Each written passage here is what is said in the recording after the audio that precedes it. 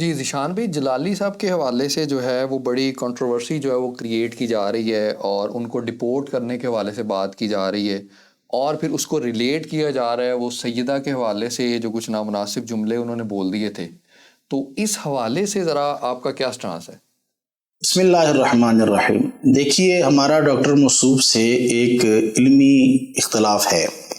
انہوں نے جو سیدہ کائنات کے بارے میں جو الفاظ بولے تھے وہ الفاظ یقیناً سیدہ کی شان کے لائق نہیں تھے. کافی ہلکے جملے انہوں نے کہے تھے.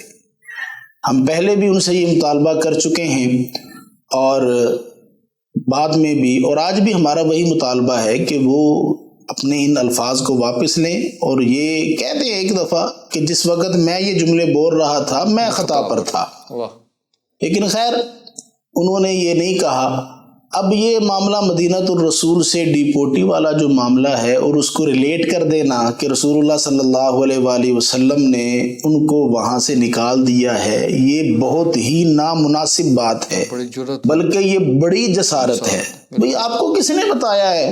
کیا رسول اللہ نے خود آ کر آپ کو کہا ہے کہ میں نے جلالی کو نکال دیا ہے؟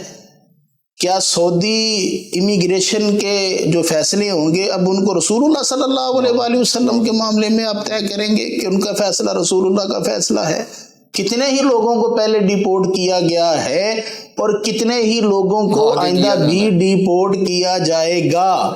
تو اس کا ہرگز یہ مطلب نہیں ہے کہ بھئی اس وجہ سے رسول اللہ ناراض ہیں تو رسول اللہ صلی اللہ علیہ وآلہ وسلم نے ان کو گھسنے نہیں دیا. اور ذرا مجھے ایک بات تو بتائیے، اگر ڈاکٹر موصوف وہاں چلے جاتے، اپنے 20-21 دن کا وہ دورہ کمپلیٹ کر کے، حاضری کمپلیٹ کر کے آ جاتے، تو کیا یہ سند ہو جانی تھی؟ انہوں نے سیدہ کے بارے میں جو کہا ٹھیک کہا ہے. کیا آپ نے اپنی زبانیں روک لینی تھی؟ کیا آپ نے اپنی باتوں سے رجوع کر لینا تھا؟ ہرگز نہیں کرنا تھا.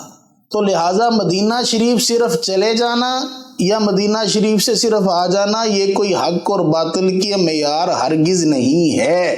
حق اور باطل کا معیار صرف اور صرف قرآن اور حدیث ہے. اس کے علاوہ اور کوئی بھی حق اور باطل کا معیار نہیں ہے. الحمدللہ ہم ظرف والے ہیں. جب ہمارا مسئلہ چل رہا تھا نا علامہ موصوف کے ساتھ، تو یہ جیل میں چلے گئے. تو پیچھے سے شیعوں نے کہا کہ ہم جامعہ جلالیہ کا بھی گھراؤ کریں گے، ہم وہاں آئیں گے. تو میرے ابا جی نے یہ فرمایا تھا کہ پترو، اسی چوڑیاں نہیں پائیاں ہوئیاں، اگر تم وہاں کا رخ کرو گے تو سب سے پہلے وہاں سید اسد کو پاؤ گے. تو ہم ظرف والے لوگ ہیں. اور ایک اور بڑا مشہور ایک مصرع ہے، یاد رکھیے، دشمن مرے تو خوشی نہ کریے، سجنا بھی مر جانا.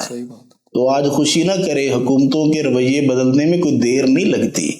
کوئی پتہ نہیں کل کون ڈیپورٹ ہو جائے اور یہ ساری باتیں پھر آگے آ جائیں. اور میرے ابا جی یہ بھی فرمایا کرتے تھے کہ پتر اختلاف جتھے تک ہوئے اتھے تک ہی رہن دینا چاہیے.